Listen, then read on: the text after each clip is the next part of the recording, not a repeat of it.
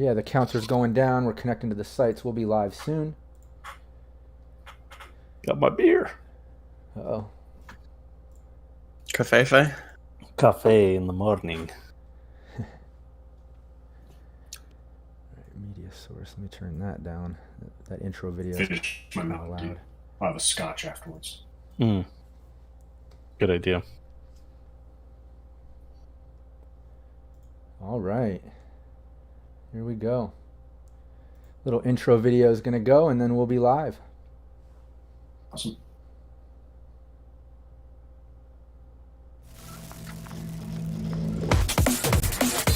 Cyberpunk Uncensored.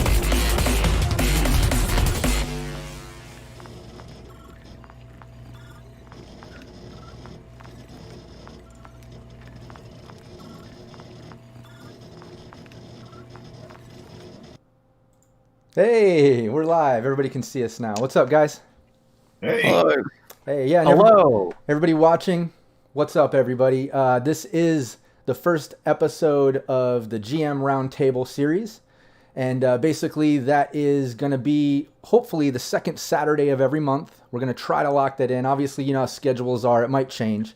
But we're going to do this at least once a month and get together and just talk, you know, RPGs, Game Master stuff, just all kinds of stuff. We've got like news and personal things planned, and we're definitely going to be hitting up the live chat and taking on questions too. But before we get into it, let's do just like a brief introduction. Game Master Rob Mulligan. My brand is Cyberpunk Uncensored.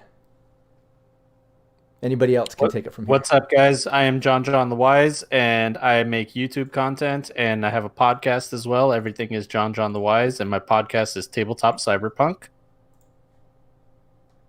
Patrick Kanouse, half of Two Brothers Gaming with my brother, and Facebook, YouTube, and Twitch. Drexel Pierce is what you can find me under, or Patrick Kanouse, K-A-N-O-U-S-E. I'm Phil Harker-Smith. I'm from Baby Beard Media. I'm one quarter of them. And our RPG podcast is Roll to Cast, R-O-L-E to Cast. Find us on YouTube and various other places. Just search us up. Yeah, and let me add anybody watching or checking out or tuning into the live stream. We have links to, you know, all of our main endeavors on the cyberpunkuncensored.com website. If you go there and you'll see the page, GMRT, you know, GM Roundtable. Go to that page, scroll down, you'll see all of our names and links to our main, you know, website or endeavor. And then from there, definitely spiderweb out. All of us have a lot of things going on. We like, you know, podcasts and videos and just all kinds of stuff. So definitely dive in and show us some support. We would really appreciate that. But yeah, let's get into this first episode of the GM Roundtable. I'd like to, you know, start the way we planned. Let's get our image up here. Make sure everybody is... Let us begin the festivities. I have you on... you guys are all on Roll20. You guys can see the logo now. That's where I have the players, correct? Yeah, we're at the logo. Yes. Okay, cool. Yes. Yeah, then the first section we're going to do is called From the Scream Sheets. And that's very R. Talsorian influenced, if you don't know, and you can't tell by the image there. But yeah, this is where we're just going to dive into some news and stuff. And I've got some things to mention. If anybody else has something to mention, you can get into that after I mention these things. I know, John, you had some news too, some cyberpunk stuff. But first thing I wanted to mention, for anybody that's been watching the R. Talsorian website, the blog, and their posts, Cyberpunk Red is officially done. The editing, the layout, everything's done. It's been sent to the printers, so that's great news. Oh, yeah. Yeah, and Yeah, very exciting. Yeah, it's very exciting. And every Friday, they've been, you know, they're posting little tidbits of like releases. Like last week, they released the new Night City map and some info about that.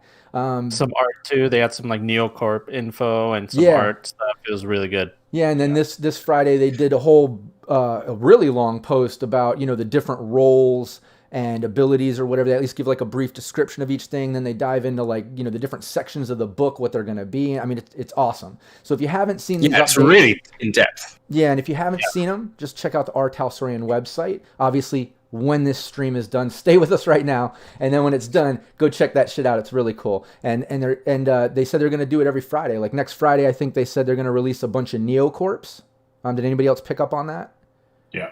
Yeah, they Yeah. teased it a little bit. They had that like Last Supper art Yeah. piece done by Bad Moon Studio. It was really cool. It had all the corpse, like the heads of all the corpse sitting at a table. It was really awesome. Yeah, and I gotta say it's funny, because anybody that doesn't know, we have the advanced beta rule book, and now we just got the core red book official from our Talsorian, and I get to see all the lore and artwork now. However, prior to that, we only had the rules, none of the artwork or lore. Right.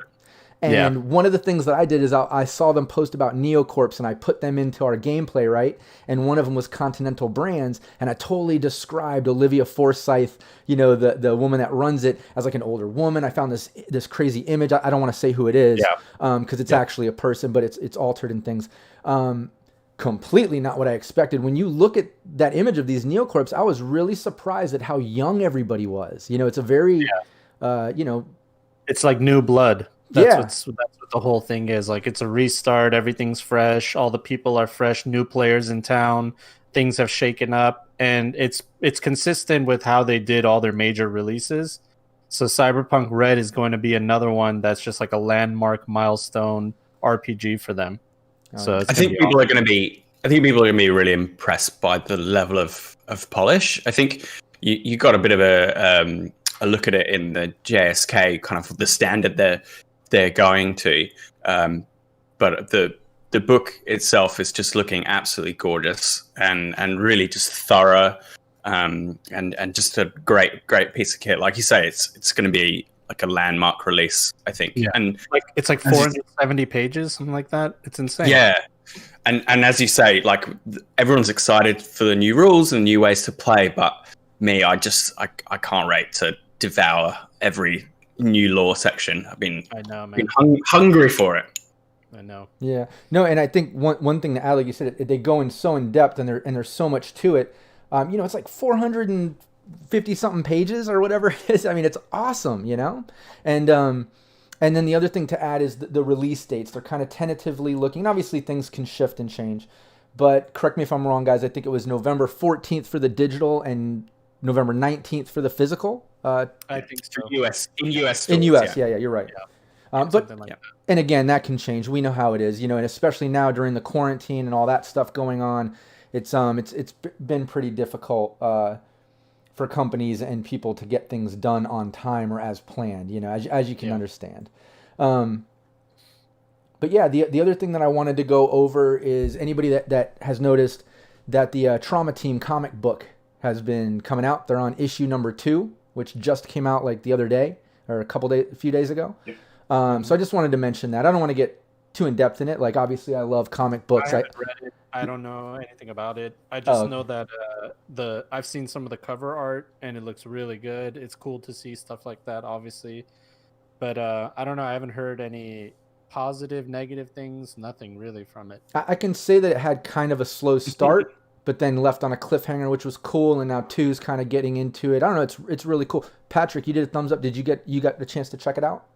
Oh yeah, I've read both issues, and I even went out of my way to have my local comic shop ship me the first edition, the first issue.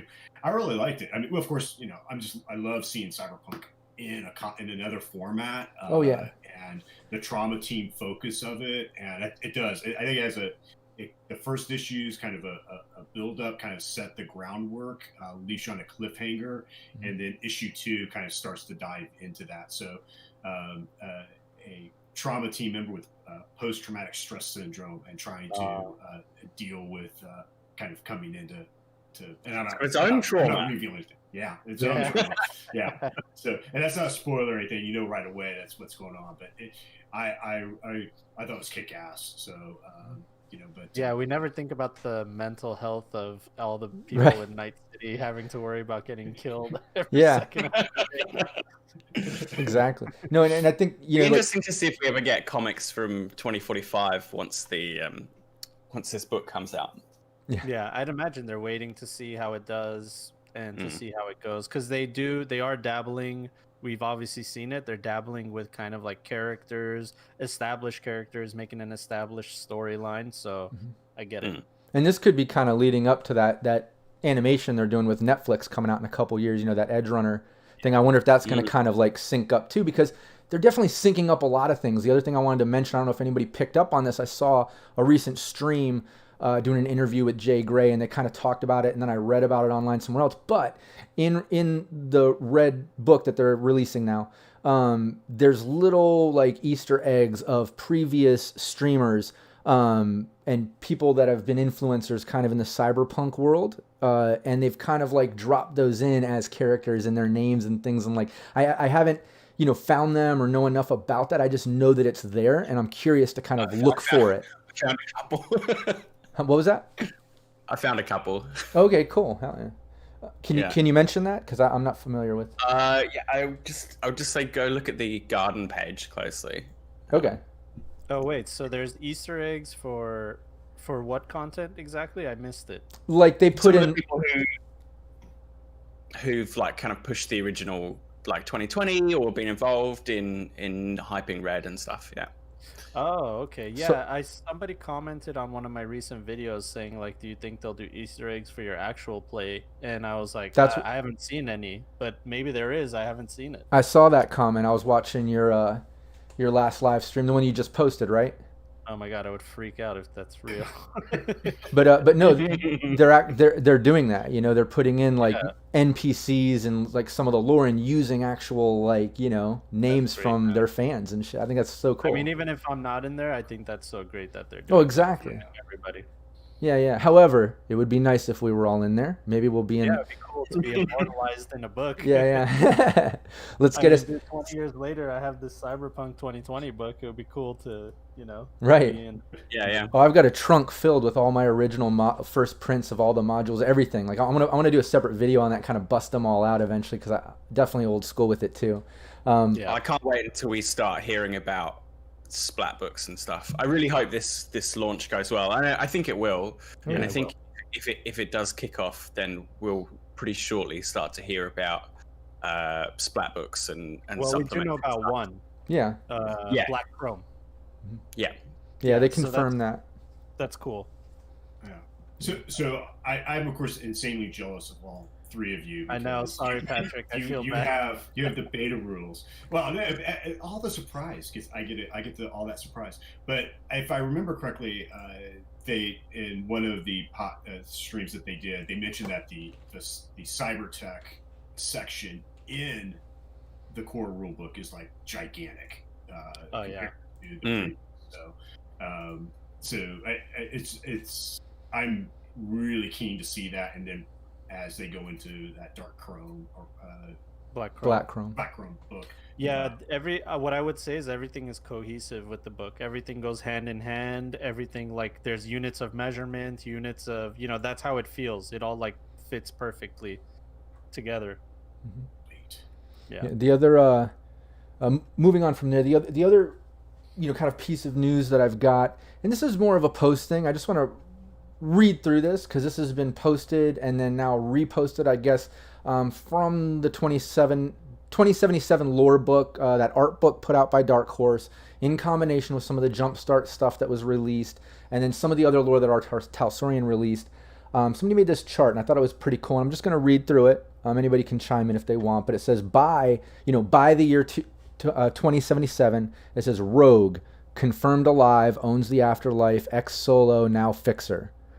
And it says Spider Murphy, unknown. Morgan Blackhand, unknown. Well, we can kind of assume some of these, but Thompson, unknown. What is it? Shaitan, unknown. Atom Smasher, confirmed alive. Johnny Silverhand, confirmed ghost. Alt Cunningham, status unknown, presumably on the other side of the black wall. Saburo Arasaka, still alive. The Bastard. That's what they put. I just wanted to read that word for you because I didn't post this. I just really like it. And I wish I would have seen where it was posted from, because I saw it online shared on not Pinterest or one of those from Facebook, but it didn't have the original poster or whatever. But anyways, doing those vampire facials, dude. That's what's going on. What's that? Have you guys heard it where you put blood into to keep them young? I don't know. It was a yeah. Oh, no, I do. It's scary. Yeah. Donald Lundy, unknown, confirmed alive as of Red. Rache We Bart have Moss. this amazing. Presumably. We have this amazing alternate universe now. Oh, yeah. With a 40, 50-year history. Amazing. Exactly. There's plenty of lore you can Continuity. dip into now, you know? But it says presumably dead since Arasaka dropped an orbital crowbar on his refrigerator, and he was technically already dead at that point anyways. Santiago, unknown, but now we've kind of seen some Santiago stuff in that Neocorp picture and different things, so that's kind of fun.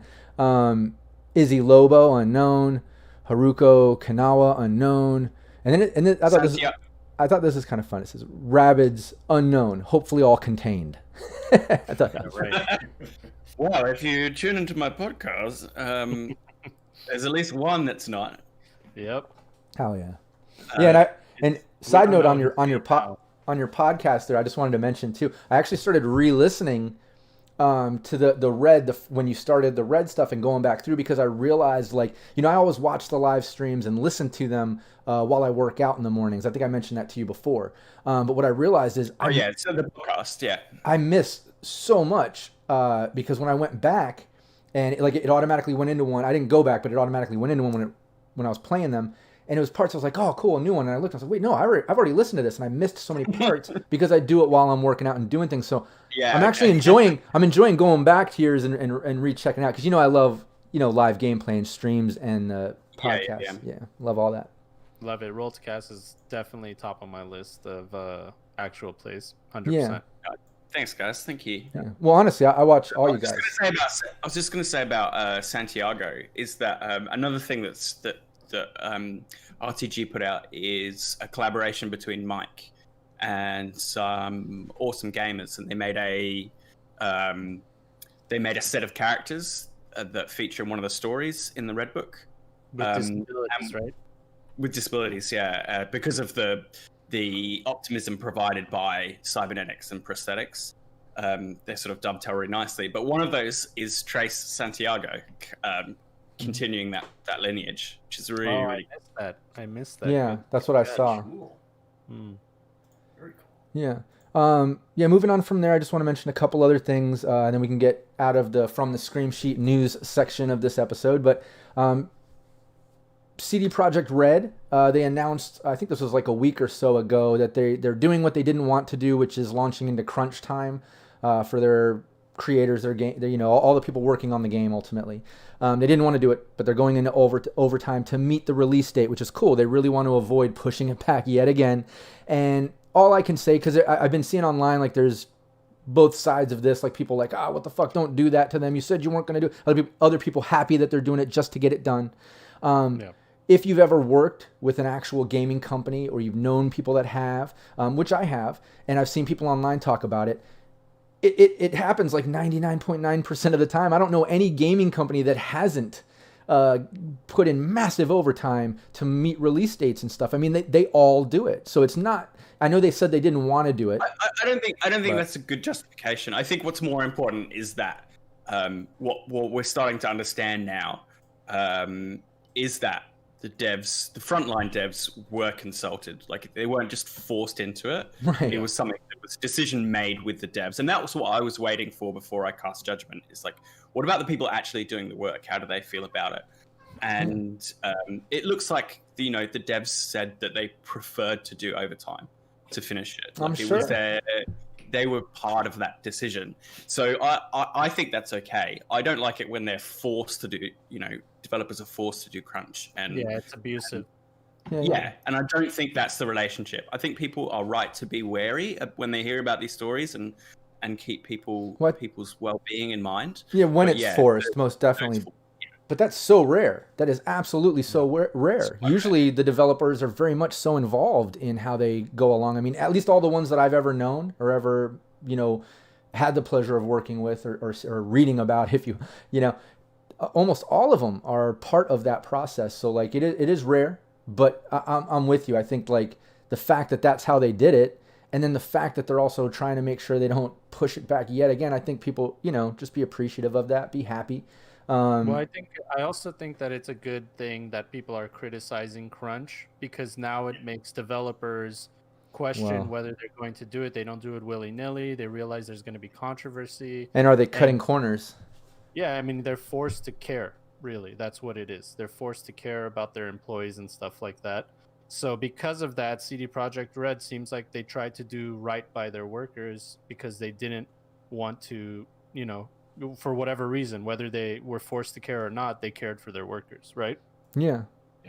No, it definitely seems like between, and we know how our Talsorian is a very family-run company, obviously, like literally, it feels very similar with CD Projekt Red, even though it's, a different beast all in itself, but it seems like they're at least kind of, I don't know, they're all aligning, you know what I mean, with the same morals or whatever, their work ethics. I worked for Disney doing video game testing, and I had to play Hannah Montana, the movie, the game, okay? That's the entire title of the video game, all right? Where she goes around shopping for clothes and playing carnival games, okay? And it's terribly put together. I had to play that like 12 hours a day, 6 days a week during crunch time, which was like the last 3 months. So I know all about crunch. It's terrible. It's like depressing. You have no life. You're like seeing it in your dreams, It's nuts. Well, especially if it's that game. That does not sound fun. Anybody cares about that game. It shipped with bugs, so it didn't matter whether we tested it or not. It doesn't matter. That's crazy. Yeah, I just would really like to reiterate that in these discussions, the people doing the work should be centered. They should be the ones heard from. And I think too many people cast judgment before those voices were heard. Yeah, that's true. Yeah. Well, I think people were just quick to jump on. There's this like rhetoric that CD Projekt's like this evil corporation. Well, it's not maybe they are, maybe they're not. We don't know, like personally, but it's not consistent with the way they've been acting in the past. So I think people are just quick to jump on that controversy, and reporters and stuff they put gasoline on the fire too. Yeah, it's also it's on the internet where people are just waiting for anyone to fuck up so they can go and be the wittiest one or the most wise ass or like I'm the funniest one or just to take someone down a notch so then they feel better and like I don't know, whatever it is. But online is definitely known for fucking keyboard warriors just jumping on shit instantly, and like I think that's what a lot of people did before they got the full story, like Phil said, like people should have waited and just kind of heard from the developers too. It's not just a company cracking a whip, it's like a team effort, I suspect Phil's a good guy. I suspect we'll see a change in language going in the future where they say we're going to crunch. And by the way, we talked to the devs. I think they'll be probably pop that out a lot faster in the statement versus sort of the other statement was kind of where they apologized for it, but it wasn't imminently clear that the devs were consulted. I think they'll be a little bit clearer. That's true too. Coming out and just saying like, "Oh, we're sorry, we didn't want to do this, but this is what we're doing," without all those other details, definitely makes it sound guilty too at face value. When you're like apologizing, you're like, "We didn't want to do this, but we're doing it." It makes it sound like you're doing it to your developers. I think you're right. Like they should have probably gave a little more detail and avoided all that little shit online. But I think it's all good now. I think everybody has settled. Everybody gets it, and it's all positive now, which is cool. But I just wanted to bring that up. That did. Can we go back to being excited about the video game? Yeah. I don't have to feel guilty. About exactly. For my pre-order. Right. No, and speaking of the video game, I wanted to mention this list, another little list online that I found and I thought was pretty cool. It's just games to play on Steam while waiting for Cyberpunk 2077. I thought that was kind of funny. But I'm just going to go down this list. Chime in if you've heard of these video games. I'm not a big video game guy. Like I run virtual reality live. Anybody that has seen that online, we stream VR games live, sponsored by HTC Vive, and we do all the upcoming VR games and stuff. I haven't actually done that in months since quarantine. Actually, me and my partner, who's in New York, we've kind of been on hiatus a bit. But that's my extent of video gaming ultimately, with the exception that when 2077 comes out, I'm going to get into that. I want to see how many of these I've played. Yeah, okay, cool. So let me go down it if you might recognize them. First one is Cloudpunk. You're driving around in a cyberpunk city doing deliveries, and you have choices, and it gets corrupt and crazy, apparently. Waiting for that to come on the Switch so I can play that. Observer, which is a psychological horror. You're stuck in an apartment. Apparently, it's got like a cyberpunk vibe. It's got super cyberpunk aesthetics. Like the guy is like based on an old man Decker, pretty much. Oh, cool. How nice. It's survival, not survival horror. It's one of those horror type games. But it's psychological horror. Played how? Like an escape room or something. He was cool. He was the lead guy, the voice actor. For Oh, yeah. that's right. You're right. Yeah. Oh, amazing! That's awesome. Yeah. Check it out. Yeah, the next one is Brigador. Never heard. Take over a planet government using mechs. So it seems like a more strategy battle thing, but it involves, maybe a little more sci-fi and BattleTech style, but whatever. Yeah. Still has a cyberpunk vibe. When will robots be enough for people to satiate their hunger for robots? Right. Ruiner, a game called Ruiner. Save your brother. Yeah, Ruiner's fight. kind of fun. Yeah. So it's a twin stick shooter. Okay. Yeah. Ion Fury, first-person shooter. Is that Cyberpunk? Ion Fury. Iron Fury's like an old school kind of Doom style shooter. Okay. Has that sort of sensibilities from the build engine, just kind of like over the top silliness. Good sort of cyberpunk main character chick as well. Nice. Cool. Jazz Punk. And I guess Jazz Punk is set up, it's like to solve puzzles and stuff, but it's set in this world where it's like if the Cold War never ended and you're like a secret agent. It's called Jazz Punk? What? Yeah. I'm not familiar, but apparently it's got a cyberpunk thing. Maybe they play jazz music during the whole thing. I don't know. Soviet jazz. Yeah, Soviet jazz. Hypnospace Outlaw. I thought this was pretty cool because it's called Hypnospace Outlaw, but the description is log into the net while you sleep. So it's very much like net running, apparently, like you're a person, but when you go to sleep, you log into this internet and you're playing in there. I don't know. Yeah, I thought that was interesting. For assets to use on in my net running for my game, maybe I could pull some stuff from there. Yeah. And then Deus Ex, first-person shooter. I think we've all seen that. Deus Ex, yeah. The recent Any one, of them really. yeah, I wasn't happy with the recent one. I think the one before that, I forgot, Mankind United or Human Revolution and then Mankind Divided. Okay, so Human Revolution was the one I really enjoyed, and then I think Mankind Divided kind of fell flat for me a little bit. And now with these, since they're like first-person shooters, or at least listed like that, and I haven't played them, like I said, I'm not a big video gamer, so to speak, but with those, does it still, like, does that one have, even though it's first-person shooter, come across like an RPG, is it?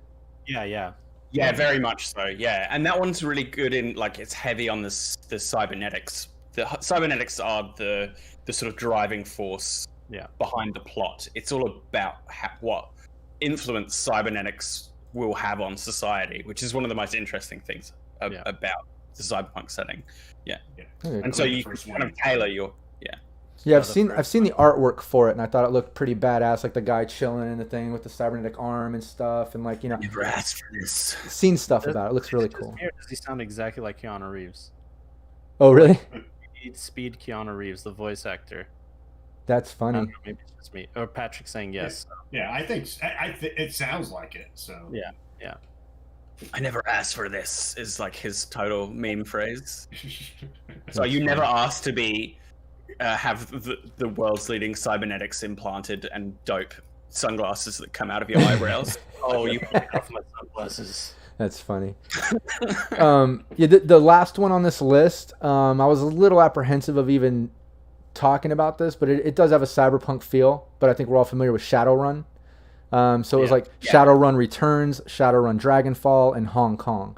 And obviously there's a very RPG. But for me, like I said, video game or not, just Shadowrun the RPG and tabletop. I never really got into that. Like I love D&D, that's cool. I love my fantasy over here, my dragons and magic and potions over there, and then I love my dark, cybernetic world over here. That's where I want my cyberpunk.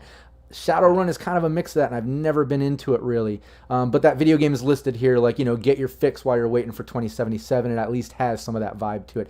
Has anybody played the Shadowrun video games? Yeah, I played a couple of them. Yeah, I think I played Hong Kong and Returns. I think. I'm not sure I finished either one. I'm with you. I'm not the biggest fan of the setting. I find it a little bit hard to suspend my disbelief for it, but I think it's very original, and there are some cool characters in there for sure. Yeah, I love the game. It's fun too. It's like a tactical XCOM style game where you like move your guys, put them in cover, shoot once, and then it's the next guy's turn. So that's cool. So at least it's like tactful and stuff. It's not just a shooter game or whatever. As a game by itself, it's actually pretty fun. Cool.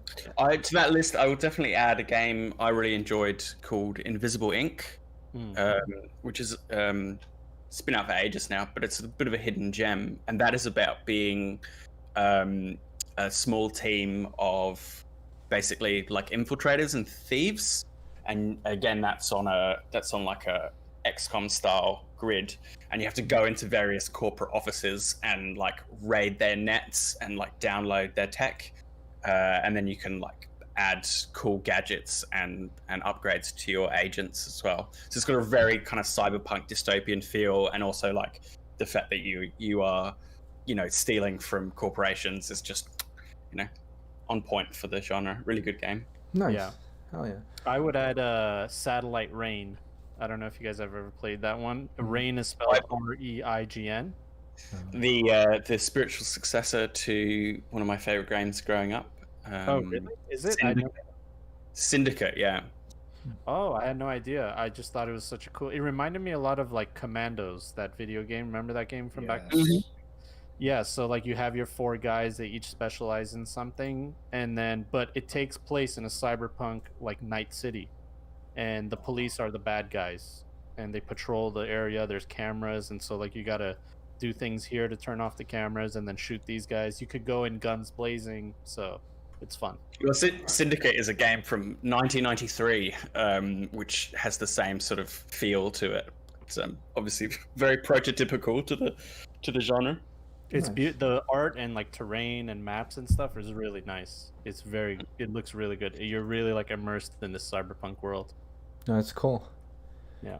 Yeah, the last piece of news here I just wanted to mention, since we're kind of in these pandemic quarantine times and the whole, you know, virtual tabletop scene has been booming. Everybody's online. Cons are still happening. I just wanted to bring this up. Everybody has been seeing, you know, all the virtual cons going on, and I just kind of wanted to mention that. We just, me and JonJon, we just did a Cyberpunk panel with Jay Gray and James Hutt for the AlbaCon out of Scotland, but obviously now it's worldwide. It's online. We just did a panel for that. Gary Con is happening this weekend. Other ones have gone online, like PAX and others. Any others that we should mention? I just kind of want to give a shout out to all the cons that are doing virtual. Dude, Comic-Con is doing like in-person thing with masks and stuff like that. I saw a flyer about it. Oh, really? Yeah, I haven't seen that. Man, hold on. I'll research while you guys say that. Yeah. And If you do plan to go on to in-person stuff, please be careful out there, folks. Oh, Trust yeah. me. Yeah. JonJon knows. He had the COVID. He I knows. just recovered from COVID. It's real, guys. Promise. But any other online cons you guys have heard of, Phil or Patrick? I'm doing a virtual Traveler event next weekend. So Traveler RPG, which has a bunch of games going on. So if folks are interested in Traveler, which is your space opera science fiction game from long ago and still running today, then there's lots of games going there. So which is Nice. pretty cool. Yeah, and I just saw Daniel, who plays on Rio, the Netrunner, in our ongoing Cyberpunk Red stream that we do every Tuesday. He just chatted. He's in the chat, and hey, what's up, everybody in the chat? I see everybody in there. Alex and Daniel, Chris Bennett, you know, everybody in there. We're gonna get to the chat towards the end of this episode and take questions and stuff. So definitely think of any questions for us or anything you want us to talk about. But yeah, I saw Daniel posting there. He's like, LA Comic-Con is still planning in December. He saw a promo That's for that. what it was. I thought I saw something. I was like, I guess I'm crazy. Yeah, I usually get to LA Comic-Con every year. I go there with a press pass and stream live and really cover that stuff. I know a lot of the people there. You know, I had a published comic book back in the day. Okay, yeah. If you go to comicconla.com, there's like a graphic. It says why we're planning a show, things to do, people to see, and then safety measures we're taking for more space, maximum density, limited capacity, and space for weight. So they're doing space. I don't know, man. It seems fishy to me. So it's still in person, but they're doing but they're just probably gonna spread it. I heard I was just on. I did an interview on somebody else's podcast. Oh, the Reckless Nerd podcast. And obviously I was there promoting Cyberpunk, but we talked about some other things. And one of the things was the whole Halloween Horror Nights and one of the other ones, whatever, doing the Halloween stuff. And they are going to be open to the public, but they're going to force social distancing, which I think is better when it comes to those haunted mazes and houses. Because one of the things that sucks when you go to those parks is when everybody is just packed, it's crowded, you're in a row, you see the people up ahead of you getting startled and scared, you know it's coming. It's kind of cool if they space it out, I think. Not just for safety, but for fun, you know? Yeah, but I mean, the virus can still be on a surface. People walk through the haunted house. Someone just sneezed on the Right. candlestick, and they walk by the candlestick. You know. Well, I don't know. wouldn't that be even scarier? You go into a haunted house and people are jumping out and they're sneezing on you and they're like, "Ah, I have COVID," and you're like, "Oh shit!" No, It's literally part of the scare. People jumping out and coughing on you and shit. And then they dump a bunch of Germ-X on you. Yeah. It's awesome. I have you. Yeah. Yeah, so let me just reiterate, anybody in the chat, definitely any questions or things that you can think of, keep that in mind for when we get to that portion of the episode. Right now, we're going to go over to the next section, which is basically called... Let's see if we can get it. Wait, what? What in the world building? So I don't know, I had to play that at least once. But it's called What in the World Building, and it's basically so we can kind of showcase what's been going on in our world. You know what I mean? Whether it be in the game life or just in real life or just things that we have going on, very RPG based or our brand based. Yeah, and what I'd like to do is let's go into you guys are on Roll20 here. Let's get everybody's characters out here. Ooh. Whoa. Order. Oh. Yeah, let's get a little. Let's everybody click on their character and then go to your character sheet. You should have a reflex of 10, and let's just make sure that that's set. And then let's everybody give an initiative here. Make sure you click on your token so it shows up. This is great. I rolled a 20. awesome. I'm definitely going first. Oh. How did I roll a 20? I rolled a 10? There you go. Nice. Yeah, so that, I didn't just want to get into Roll20 because we all love Roll20. I use it for the streaming and all that, but I wanted to get us in there and kind of making use of some of these tools for fun. I think initiative would be kind of fun to talk. I guess we're all fixers. Yeah. Yeah, we're all pretty much badasses. But yeah, John, why don't you take the lead here? You got the highest initiative. Just kind of fill us in on I have the floor. Yeah. Everything, John. Let me just start it off one more time so we know what we're doing here. Yeah. Ooh. What in the Wait, world what? building? ladies What and in the gentlemen? world What am I building? doing? All right, there you go. What in the world building? That's right. Just in case you didn't know, we are talking about what I am doing in my world. Well, I'll tell you guys, my Wise Guys campaign, it was meant to be a 2020 Red hybrid one-shot. Then Artal Sorian honored me with the core rulebook beta rules. They're like, here you go. And I was like, you know what? This one-shot campaign, why don't I make it a Cyberpunk Red official rules one-shot campaign for this convention called RKO Gaming Con that they invited me to. They were like, yeah, let's do it. Well, that one-shot has turned into a giant arcing campaign. Like, the players were like, we want to keep playing this. We want to explore this.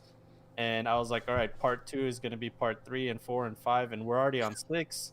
There's probably going to be 2 more. Hell yeah. And basically, I'm just trying to figure out how... I've already figured out the overarching story. It'll wrap up soon. But my latest thing that I've done is I asked myself, if I were to do a dungeon-style session, like story arc, how would I do it in Cyberpunk?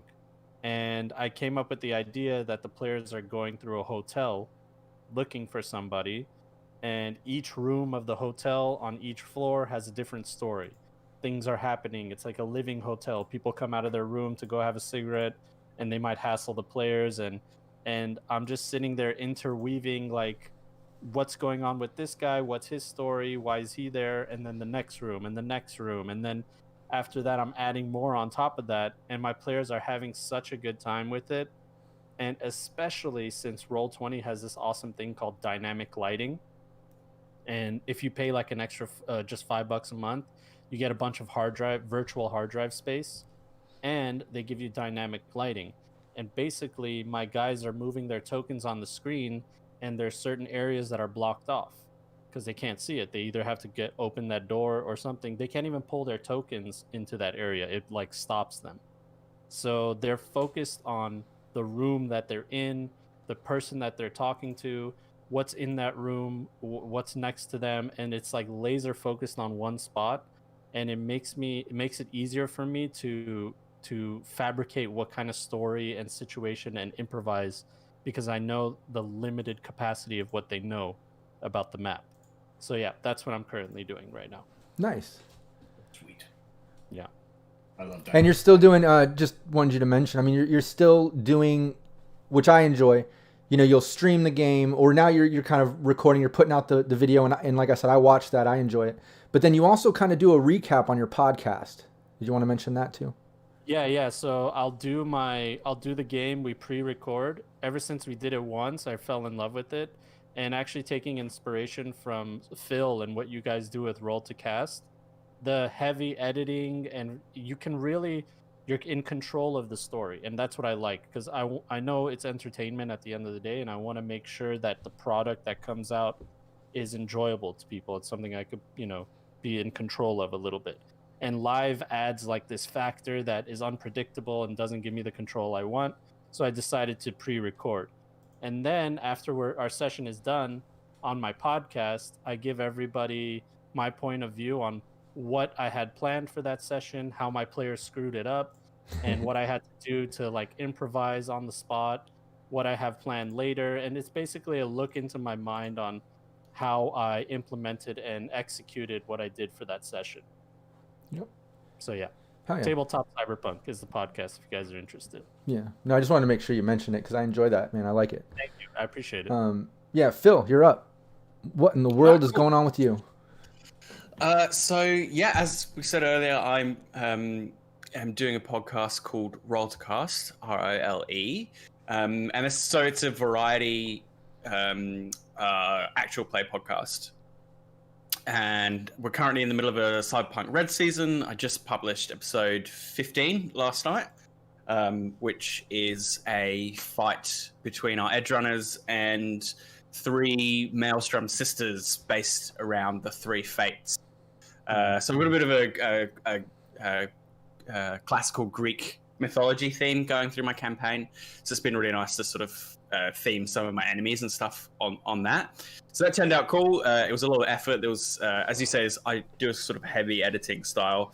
What I try to do is you know, the pre-recording and the gameplay is very much real, but I want to keep the kind of the feel, what it feels like us to play and how exciting it is for us to play. And I feel like cutting out the downtime actually really helps people, you know, keep up with the feeling that we have in the room. Yeah. Weirdly, if that makes sense. Like if I cut out the bits where I'm entering stuff into my combat tracker, if you're in the room, you're invested. You stay in it. And if but it's harder, I think, when you're listening to it live. So that's just my preference. I like to kind of keep it really tight. So I wrapped editing on that last night, and we are going into the final chapters. I've just revealed that the final showdown will take place in Fresno, that wonderful Californian town. So random, but I love it. Yeah. Oh, have you? I'm sorry. Yeah. It's I described it to my players. They were like, "What's the significance of Fresno?" And I was like, well, it's like the Adelaide of American cities." Oh, okay. Well, now I learned about Adelaide. Yeah, we're known as the sort of like crappy backwater. So we've got a bit of a road trip ahead of us. We might meet some nomads. We'll see a little bit of the kind of wasted 2045 California countryside. Oh yeah, it would totally be nomad country, 100%. It's so wrecked there. It sucks. Their crops would have died, so they don't have anything left. And who would stay I there? really wanted to get out of the city and have a look at what's out there. So that's what's coming up next. And then we have a couple of seasons actually coming down the pipe as a little preview for you guys. We've got some Pulp Cthulhu coming up, and we may have a little bit of Kids on Bikes coming up as well. But that's after we wrap our season. And the final thing I wanted to mention is that so Feed the Beast is the name of the campaign we're doing at the moment. Oh gosh, what is that noise? And I'm planning to write that up and the campaign setting Heaven, which is like anarchist collective Skyscraper into like a proper resource for people who are interested after the campaign wraps. So look out for that at the beginning of next year, around that time. Oh, the other thing is that JonJon might well be doing a little one shot for the Baby Beard crew. We just have to work out details for that, but watch the space. Yeah, I'm excited for that. So that'll come up. Hell yeah. Yeah, I remember you mentioning that before, John. I thought that was really cool. Yeah, if you need anybody to play NPCs, don't forget me and Patrick are here for you, John. I'd love for you guys to play. Yeah. I mean, we could do a game with you guys too. Yeah. Let's do it. But yeah, let's Patrick, what in the world is going on with you? Yeah, so Two Brothers Gaming launched not too long ago, and we started off with a Delta Green episode, which is I play my brother and I GM. My brother plays, kind of like we did in the '80s when I had no one else to play, and I subjected him to torture. He seemed to have adopted it, but we did our first session of my Night City Nights Cyberpunk campaign. I set it in 2054, so a few years beyond Red, and we'll be adopting the full Red rules when I get my sticky fingers on those very soon. Yeah. So I'm getting prepped for the next session of it, but it features my brother and a player from my Star Wars campaign, which is now in like episode 15. But they play two former Night City police officers who are now on their own as private investigators investigating the city. And the first session saw them knocked out in media res as they woke up in a shipping container, and the guy that they were trying to spy on was brought in and tortured in front of them. They escaped. Barely. So I'm going to fast forward it, and they're going to pick up sort of the main thread of a case that's going to come up about a missing woman and a corpo who was his daughter found.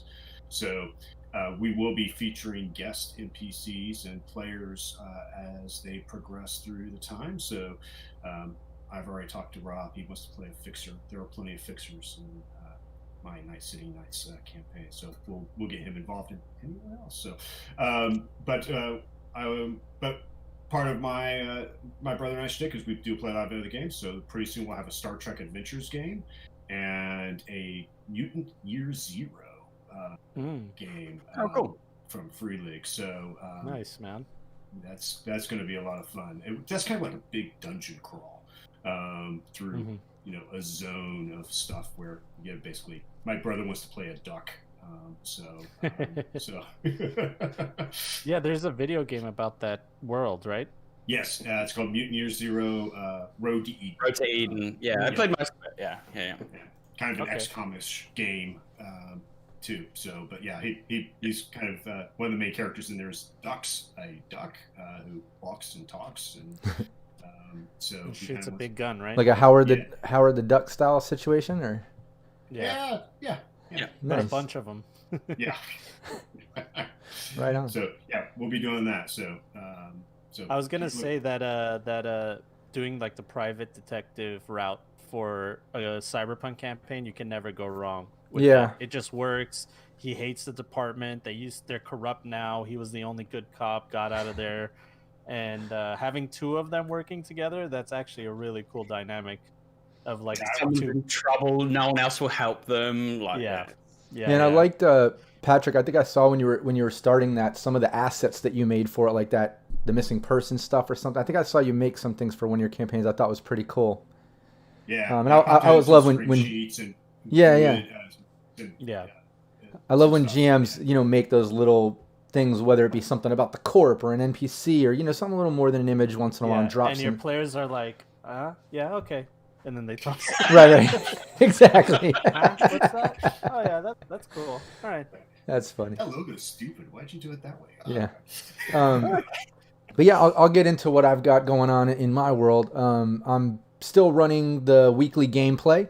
I'm streaming it live. I just ended Team Spicy. A couple of those players couldn't play anymore. They got a lot going on. So I was able to at least wrap up that story and give like an epic ending where I even brought in their old characters that they were playing during my 2020 Red hybrid that took place in like the 2020 time. They survived the fourth corporate war. They're older now, and like that rocker boy, you know, passed on to the new rocker, and like so I was able to bring their characters from the past up to this new corporation that they're going to work for. It was a really epic ending, which was really cool, and they actually got teary-eyed and really enjoyed it. It was really cool.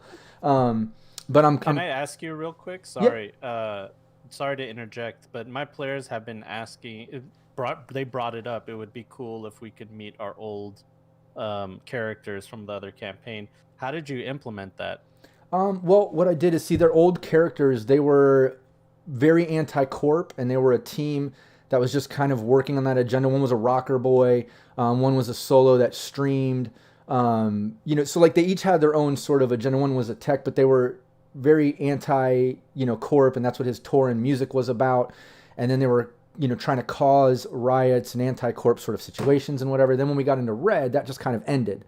So what I did is towards the end of this, when I wrapped up their current team, Team Spicy, in official Red, that's what we named each team so we could keep track during the live streams. People could follow the storyline and know which one to go with. Great but idea. But yeah, their Team Spicy, what like a couple of them, one was a rocker boy, one was a solo. They're very anti-corp, and lo and behold, the third player ended up being a corp, an exec. And so it was kind of like meshing weird, and they were kind of being odd to each other throughout the game. They were trying to align properly. So in the last session, I had the guy, since they set off a bomb in one of the first ones, a bunch of bad press happened. The corp wanted to kind of cut ties with the main dude, so it was Olivia Forsythe actually sent them to an Oasis station that recently got taken over from a Chew for You station, Petrochem, because you know Continental Brands is a subsidiary of Petrochem, broke off. So they sent them there. They cleaned up that station, but take your netrunner Cody, which was the execs underling, because you know execs in teamwork, they get their little minion. He had a netrunner. So they went out to kind of clean up the system. They go in there. There's like dead Petrochem guards, but when they look closer, it was a setup. There were actually gang boosters put in Petrochem guard suits. When the netrunner logged in, he was hit with all these viruses and things, caught fire, died, and the emergency system went putting in halon in a concentrated form, which was kind of set up fucked up, so they were suffocating. So they could only hold their breath so many minutes based on their body, then they take the damage. The shields drop down around the building. They had to basically break their way out. Then they get the cleanup crew arrives. They take their van, get out of there. Lots of other details I'm not bringing up, but there's another netrunner that's related to the netrunner that just died, who's like, oh, well, come here. I was able to crack that file that you needed me to crack. So they end up at this corporation called the OC I created, which is Operation Chaperone, which is like an anti-corp corp. So I could have them finally all align, you know? So it was like, so they kind of all go there, and it's like, hey, I see Continental Brands has a hit on you. Why don't you come work for us? We have a different morale system, and in fact, we know the solo, we know this rocker boy. We want you to kind of go on tour, be the face, and push our agenda. We're funded by private angel investors and nonprofits to build up portions of the combat zone and help people and do good. And in fact, we have an old rocker that was the face of our company. He's been doing it for the past 20-something years, but he's ready to kind of take the back seat and be maybe a tour manager. He wants to kind of mentor you and enter Big Z, the rocker boy from the previous campaign they did. So one of the players like, oh my God, you know? And then like I had the solo come in, he's mentoring the other solo. So they kind of come in working for Operation Chaperone over the past 20 years. But then now they're ready to kind of settle down off of the forefront of that and let this new fresh blood kind of take over, but they're going to mentor themselves into that future. So that's kind of how I made that happen, you know? But they all got really sentimental, you know, bringing up the old characters. And I did too. I got teary-eyed. It was really fun. It was fun, man. You get Squeeze in my radio DJ, Uncle Bob. Oh yeah, I caught that. I remember on Roadcast. Nice. Yeah, he popped up in an old recording in in some bunker. That's really fun to bring those callbacks. Yeah, and then now, so like I was at least able to give closure to that story. So like now, even though they can't play, anybody that was following those sessions can at least, I don't know, put it to rest, you know, and imagine how it went. Yeah. And now I'm just focused on, you know, Team Nameless, which is the other team. I'm doing that every Tuesday. My wife's on that team. She plays a solo, which is fun. And yeah, we're just doing that every week. I just used that same hotel map, doing the same type of dungeon crawl style thing where each room they were looking for Dr. Sanders, the guy in charge, or Sanders, which is one of the execs that was running their supply chain for the company, Rockland Augmetics. And he was captured by Docs R Us. They were trying to get a supply chain. They had him in one of the rooms, but there was shit in every room. And they had to go around basically like to each door. They were doing all kinds of tricky stuff to figure out which room to go in and what to do, but it was a lot of fun. And that map, let me mention, I'm sponsored by Lion Banner Games. So anybody checking out the maps during my live streams, check out his maps. We actually have a fundraiser thing that we're working on and something really cool coming up that I can't mention now, but it will be coming up, and it's really, really fun. But yeah, Lion Banner Games. He has great maps. Yeah. Oh yeah, amazing. Yeah, I've seen you use some of his maps too. In fact, it's funny because when you used that hotel one, I had to tell a couple of my players, we're all in the same community. You know Eric, he plays my tech. We also did your one shot, John. And I had to tell him, hey, don't follow John's current live stream because he's using the same fucking map, and I don't want you to see the rooms. And that's funny. So I was like, just watch him when we're done. When we're done, then you can go back and check it out. But yeah, aside from that, I'm still doing, and that's all under the Cyberpunk Uncensored brand. I'm also doing the Cyberpunk Uncensored podcast. I'm doing all kinds of interviews. I've had, Cyber Smiley and Data Fortress 2020 founder and Jay Gray, and I've got James coming up and a few others, and I'm just constantly putting out interviews and content. Almost every day I'm putting out some type of cyberpunk content. I'm also doing the GM tips. I'm also starting to host other GMs that are streaming 2020, and then the Red Jumpstart Kit. Monday is session 1 for GM Teddy Burns, and then I've got some others. I've got Phil coming. He's going to be doing it, not our Phil here, but a different Phil. So I'm trying to basically every day kick out some type of cyberpunk content or provide something cyberpunk to enjoy for the community. So I've got check out the podcast too, all under the same name, Cyberpunk Uncensored. Aside from that, the other thing I'm doing, I'm into filmmaking. I'm a producer, a director, writer. I also act. You can check out my IMDb. I've done so many different films and series and things. I've got some in the works now, but I'm really into production design, and I've been working on making props. So I'm going to start selling these on Etsy and places. It might be kind of hard to see in this lighting because it's like weathered, but it actually has like working lights. That's cool. And I've actually put like interface plugs. So when you order the gun, you can get your interface plug and your smart gun link, so you can tuck that in a sleeve and do some cosplay or filming. It's pretty badass. And then I made this one. That's cool. Are those from Nerf guns? Yeah, toy guns. They're all toy guns that I've customized. And this is like a shotgun version. And again, it's got the the smart gun link. And this one I put horizontal, so it can be on either side, since it has the two-handed thing, so it's lefty or righty. You can have that visible. Clack. Give it a click clack. How does it sound? Oh no, it definitely. Yeah.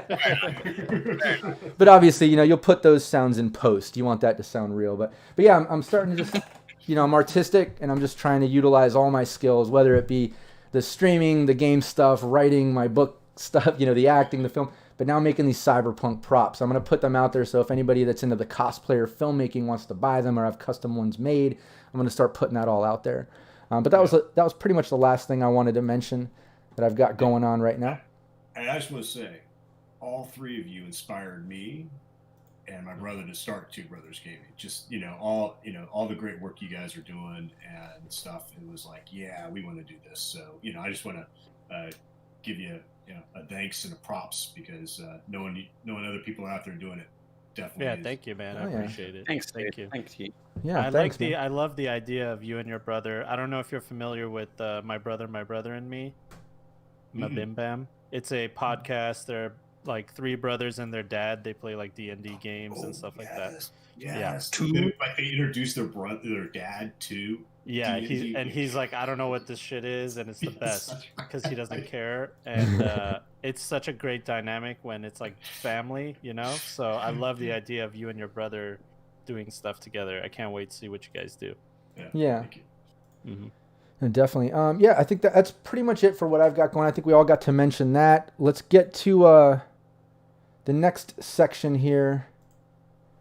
Let me bring it up. Let me make sure Should we roll initiative again? Let me bring the players over. Now, in this case, I think, we won't really need to. This is our, from the streets section, I guess. This is where we'll go to the Choomba chat that we've got going on. If anybody has any open chats other than the ones I have open, if you have any questions that were given to you by fans or people prior, we can go over that now. But that's kind of what I wanted to do with this portion, is just, and any questions from the chat. So anybody in there, if you want to send any questions, we're here to answer them. I've got a couple here Just a couple things to go over that I had in previous from our Cyberpunk Uncensored Discord and our Facebook group. The one thing was, and it's funny because we already kind of mentioned this, but it's opinions on Shadowrun versus Cyberpunk. Magic with cybernetics or keep it separate. And I know me and Phil just kind of already mentioned that earlier, but... yeah, no, I agree with you guys too. It takes me out of the immersion to know that there's shaman and orcs and ogres and stuff like that in that cyberpunk world. Because what connected me to the game in the first place was it's so similar to what I'm already used to in my life, you know? Yeah. And that's what I like about it. So yeah, so Shadowrun, as much as it's like I'm sure it's a fun game. I'm sure it's got deep lore and all that, but it doesn't appeal to me, I guess. Yeah, me neither. I'm with you on that. Like I said, I like my dragons and magic and shit over here, and I like my cybernetics and dark dystopian future over here, and like I don't want them to mesh, you know. Will anyone speak on defense of Shadowrun? What was that? Will anyone come to Shadowrun's defense? Let me plenty check. of Shadowrun players are. It's got definitely deep lore, but I kind of agree. I mean, you know, heck, when I play Traveler, I usually don't use psionics. You know, because I like science fiction. I kind of like it a little bit. I think I'm like you guys. I like it kind of clean and separate. I played Shadowrun once or twice a long time ago, but I keep coming back to Cyberpunk or Traveler, or I'm in Dungeons and Dragons or The Witcher, where I'm playing. Yeah. Different. I love D&D. D&D is awesome. Yeah. Yeah. So, but I would say that the one exception is Warhammer. For some reason, 40K, the like different races and orcs and Eldar and psychic magic and stuff. For some reason, it works for me with the cyberware, and I guess it's not similar to our world at all. It's just like a world of war, you know. So I guess it's so distant and removed. Yeah, I and can see that. sort of dialed up to not 11. It's probably dialed up to 25 or something. It's off the Richter. Yeah. So I think that's a good point. I think that's one of the things that differentiates it. And I'm with Patrick in that it feels like, you know, it feels better when it's clean, the cyberpunk stuff, because we are hurtling towards a cyberpunk future every day. So right. No, exactly. Yeah, in Cyberpunk, you're not your race and your class. You're a person with a life path and has experiences, and you have allies and enemies. It's more focused on that, and everything else is just flavor. Yeah. To add to what you are, but really you're a person, you know. Yeah. No, Cyber Smiley in the chat says, if I want to play an elf, I'll play D&D. And see, I'm with you on that, Cyber Smiley. I'm the same way. Like, I still like D&D, but yeah, it's if I want to get into that. I don't want to shit on Shadowrun because I know people like it, and I don't think it's a terrible game, but it's just not. Definitely not. Oh yeah, no. By no means are we saying it's a bad game. I'm just saying preference on how I like my magic and fantasy stuff versus the dark future stuff, and I love it to keep it separate. However, I do like when I get my chocolate and my peanut butter and my peanut butter and my chocolate though. But I just don't like to mix my magic with my cybernetics. I'm sorry. Mm-hmm. but Shadowrun, deep lore. It's got it's got years of lore, novels, games, and stuff like that. So definitely, it's got a rich history, and people love it. So yeah, and then cool. I've got here in the chat Daniel, who again, like I said before, he plays on Rio, the Netrunner in our ongoing game. He says here.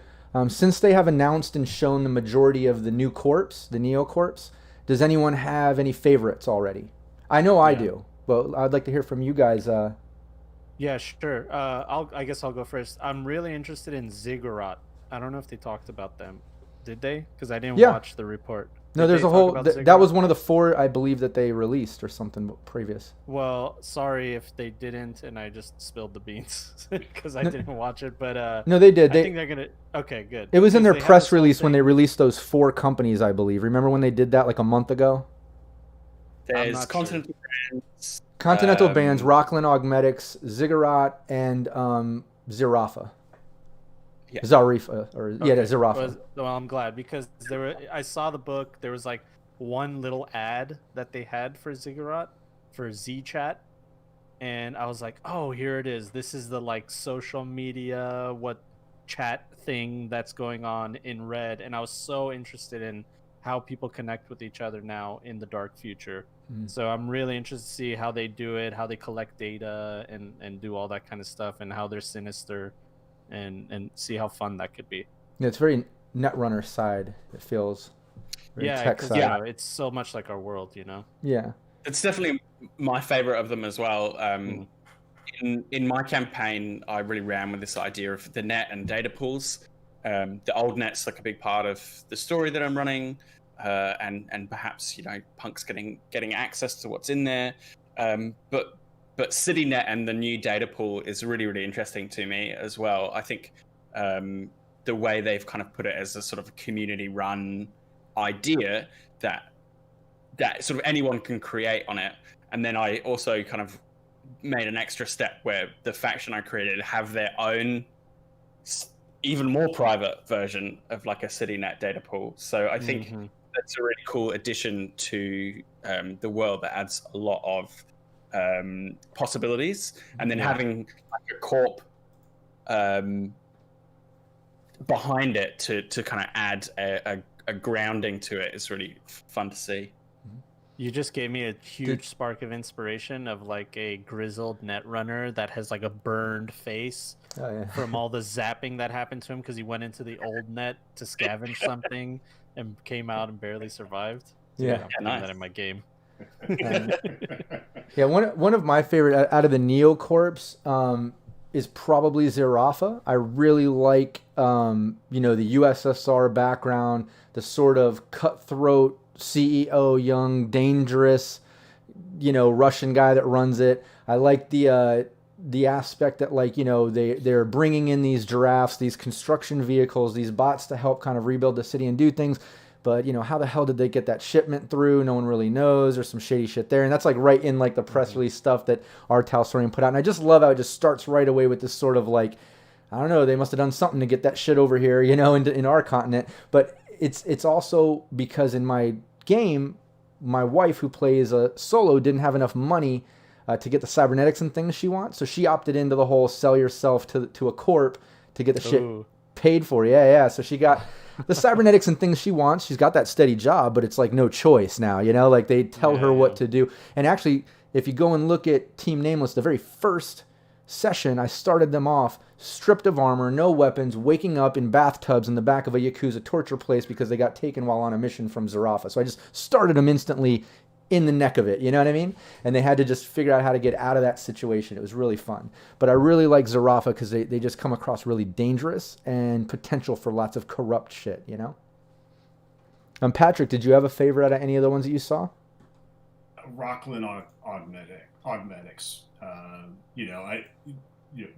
One of my players in my game, like he went all, he's like, if you're gonna have a cybernetic arm, you gotta go chrome, right? And so I'm gonna have a full chrome arm. I'm gonna have a full chrome leg. And so now that I just love the idea. I think it said something about like they would have like designer versions of like these, the signature cybernetic series. Yes. Which is just like, it's like such a great idea. Of course it's going to do that. There's going to be these designers that are going to come in with these fantastic ideas and and sell it, and people are going to be one-upping each other on like, did you get the Hermes cybernetic arm? Oh no, I got the Louis Vuitton one, I love that style over substance kind of attitude. Yeah, this 2077 stuff, I was really excited by the kind of Lizzie Wizzy characters. Seeing one of those full chromed people like as a big part of the lore, because you read about them in 2020, you're like, oh, that's kind of cool, and I never really sort of had them actually visualized like that. It's so cool. To be worked in right from the start as like a main lore point. That's really neat. From the chat here, I've got just a couple things. Somebody said, are we going to get into the net running thing? And I noticed Daniel said we did that episode. I just want to reiterate that anybody watching, if you do want to, learn more about the net running during Red, me and Daniel did a complete episode about net running. I think the video's on the Cyberpunk Uncensored channel. It's also on the podcast. And we talk about all that, just how the new system works. And as much as we can talk about anyways, we cover like the jump the Red Jumpstart Kit stuff that's already released, and then some of the stuff that we've done in gameplay that's already been released through our gameplay, but obviously no reading from the book or any details yet. But you can at least get the gist of all the net running stuff from those episodes, because it's definitely more than a mouthful. A couple of Roll to Cast episodes have full net runs in them as well, if you want to check out how they work in practice. Nice. Yeah, and then the other thing too we have in the chat, and this was sent, but it's a little bit different, but it said, how do you guys feel about Mortal Kombat 11, which came out last year a while ago, but I guess people were debating on it. Mortal Kombat 11 characters bringing in like pop icon stuff like Rambo, RoboCop, Spawn, Terminator, the Joker. Awesome. How would you feel about that in the sense of like Cyberpunk or role-playing games? And that made me think, like, that's why I don't like that. To me, I think it's almost like this novelty, goofy thing, and that's fine. Like, you can kind of pop culture get people to buy it or go, oh, cool, I like Rambo. Oh, cool, I like Spawn, because I love Spawn. I own all of them, Okay, I would say. But imagine you're playing Cyberpunk. You're playing Cyberpunk. You're trying to be immersed, and all of a sudden Rambo walks in, or the Terminator's like, fuck that, dude. That's stupid. It's goofy. I think Cyberpunk world has its own celebrities, right? It has its own culture. Well, so does Mortal Kombat. They have their whole lore, and now they're pulling in these pop culture. It's different kind of fight. I would bring in a bunch of Rambos as a poser gang. Oh, there you go. That's cool. That's how I would bring it in. There it is. The Lone Gang, where they're all different, like one's and they're just all, hey. The guy who's trying to be Spawn, like who thinks he is Spawn, he's like altered himself. Edgelord. Yeah. But his movement's like 2 because he's covered in chains. Yeah. That's fun. I mean, it would be cool if Sylvester Stallone was doing like the voice of a original character. That's fucking awesome, But if it's literally Rambo, that's ridiculous. Yeah. Yeah. Keanu Reeves as Johnny Silverhand is cool. Yeah. If it was just like, oh, John Wick's in this universe too, he'd be like, no thanks. Yeah. The thing I like about what R. Talsorian has done is they've stuck to their lore. They've stuck to their alternate universe. So, Rambo probably happened, but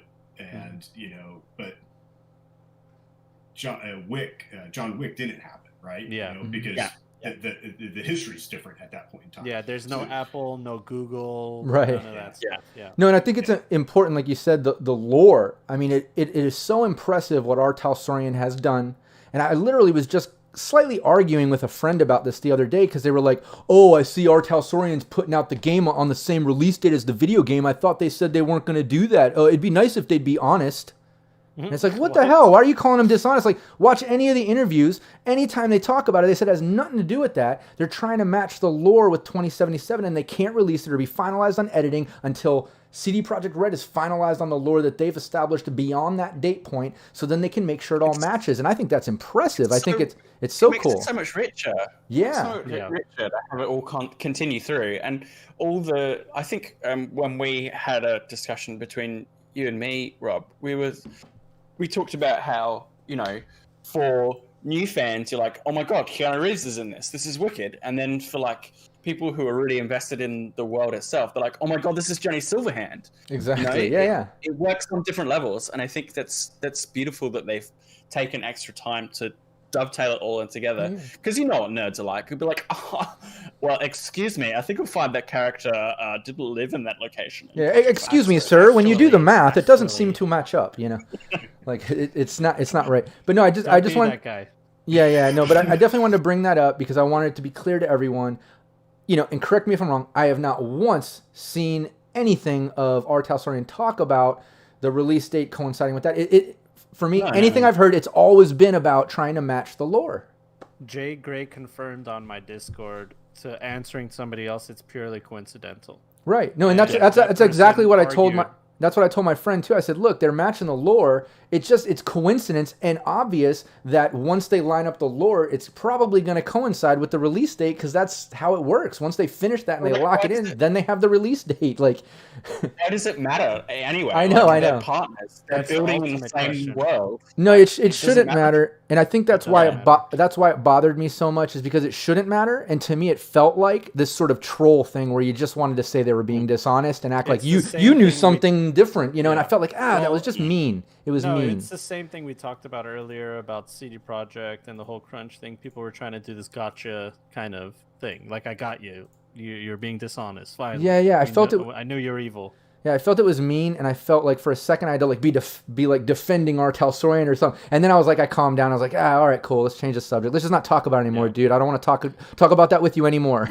and we let it go. So I was like, cool. Yeah. It's not a winning battle. People will be oh, of course you're biased. You make content for the game. That's why you're defending. So it doesn't matter. It doesn't matter what you do. You just gotta. It's a minority anyway. So. Yeah. And ultimately, you know, when it comes down to it, like you said, it doesn't matter. Like, it's coming out soon. The game's going to be out soon. Like, it's going to be so exciting. Once it comes out, no one's going to remember any of the ongoing date changes and stresses and arguments and trolls and debates. And, like, it's just going to be like, it's out, and then everyone's going to be into that. Yeah, drama. Yeah. No thanks. I know, like, not the good kind of drama. Yeah. We got another question here. John in our chat, John D. Pietro. I want to make sure I'm saying that right. Hopefully I'm saying that right. But he said, what's your thoughts on the Edge Runners show coming out on Netflix?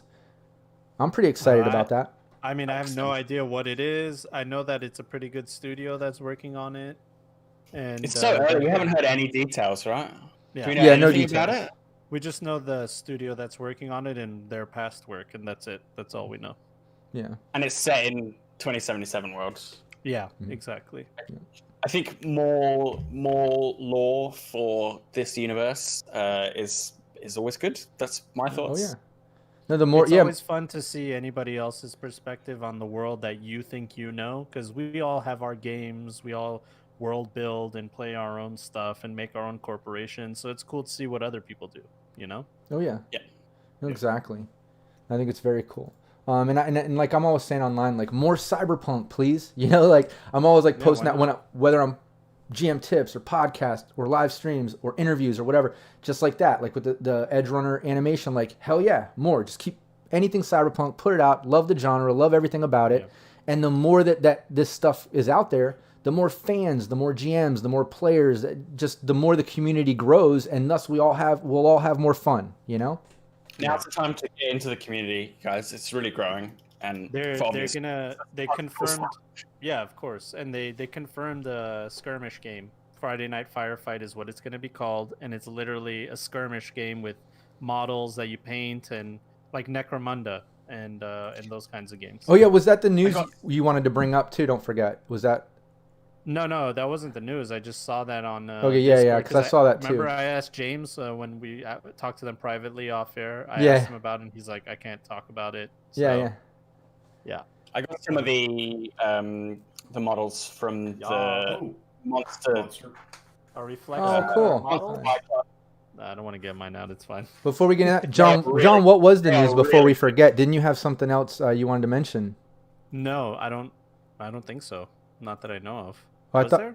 Yeah, there was an R. Talsorian thing you wanted to dive into, or was that what we already covered now? I think we already covered it, so I think we're good. Okay, cool. Yeah, I don't remember anything else. Okay, yeah, I just thought in the chat you mentioned then you're going to talk about something from R. Talsorian and dive into it. Yeah, no, we're good, man. We're moving ahead. All right, cool. We're doing it. And this is more CP equals real life. LOL, Chris Bennett. Yep, exactly. That's the point. So I think we kind of hit all the questions here in the chat. Before we wrap this up, and while we're wrapping this up, anybody that's paying attention in the chat, if any other questions come to mind, drop them in there. I am going to check it one last time. But before we do that, I just want to do something a little different, a little bit fun. Let me pull everybody's their little tokens out here one more time. Okay. And then everybody, you know the drill. Click on your token. Give me the initiative. Initiative. Dude, I'm rolling like a champ. Oh, Phil. Phil's killing it. Smashed it. All right, cool. Now here's what we're gonna do. This is just gonna be We fight to the death. Yeah. You're going down, Phil. Yeah. No, Phil gets to punch first. This is horrible. So I have my hurricane arms. I'm just gonna go like this, and walk towards you, and if it hits you, yeah, I'm gonna kick my feet. Yeah. No, I've got, a few little questions here, and I just want to kind of rocket fire them, and just we go in initiative order. Everyone just kind of answer them, and they're just kind of pointless, goofy questions, or just something. I just got a few of them, and I just want to do this, and this will give anybody in the chat a little bit of time too, if you've got any other questions you want to type out. But yeah, Phil, favorite color? Purple. Ooh, nice. Okay, and then mine, I was gonna say mine used to be green, and lately it's been purple and violet. I don't know if it's that cyberwave vibe. That's funny. I know, purple violet. It's like, it's like those hues. Anything around that I've been really liking lately. But yeah, JonJon. Well, I'm purple and teal. So there you go. There's my two. Those are close. Oh, I like that black, too. Red, white, green, purple, yellow. No, I'm just kidding. It's it's blue. It's always been blue. I'm a Crip for life. That's how we do it. Does that include aqua? Aqua? No, get that away from me. All right, that's what the communists want you to do, is call it aqua. All right. Yeah. Patrick. It's blue. Patrick. I'm gonna go with blue with Tampa Bay Rays. Ooh, nice. All right, Phil. There you go. Favorite number or lucky number? 7. Mine's I don't have a strong relationship with numbers. That's funny. Mine's 3. For some reason, I've always liked 3, and it's always been lucky for me. It's the magic number. Yes, it is. Yeah, JonJon. I guess 13. That's my birthday date, and it's an unlucky number. But I'm gonna be, I want to go against that. It's lucky for me, baby. Nice. Yeah, Patrick. I'm gonna go with 23 because it's my wife's and my anniversary. Aww. June 23rd. So that's what I go with. Aww. Beautiful. That's cute. I'll tell your wife if I ever meet her. I'll tell her that you said that to give you points. Yeah. Thank you. I appreciate it. Yeah, I got you, dude. Phil, what's your favorite Cyberpunk role for you to play? Like if you were to play, favorite Cyberpunk role? Tech. I love tech. I love the possibilities of making and doing. I even think this about the kind of the real world is that engineers have the keys to creation. They can make stuff happen. They can manipulate the world on the ground level, and I think that's one of the coolest ways to interact with the world. And how cool is it in Red too? What they did with techs, like now, like inventing and upgrading and all the cool things, Just gone. Our tech used their field tech specialization to jury rig a 25-year-old car. So that it worked for half an hour before blowing up. That's fine. Our tech did the same thing. They were being chased by some security guards, and their car was about down to like 1 HP and on the side of the road, and they were fighting. And the tech, Jimmy rigged it enough to get that 30 minutes out of it to get out of there. And our solo shot their car, finished it so they could get away. But yeah, it's nice. He's also been clutch in repairing SP and then upgrading and things like that. So it's techs are so cool. Yeah. So good, dude. But for me, Fixer. That's one of my favorites. I love Fixers. I loved your Fixer in my game. Dutch.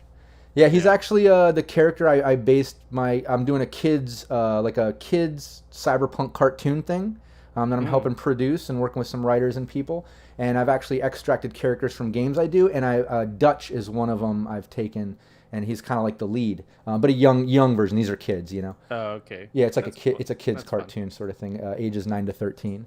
But yeah, what's your favorite, JonJon? For me, it used to be Cop, just because I love a Cop campaign. That's crazy. Near and dear to my heart. But ever since the Jumpstart kit in Red came out, this Netrunner, dude, is so cool, man. It's so fun.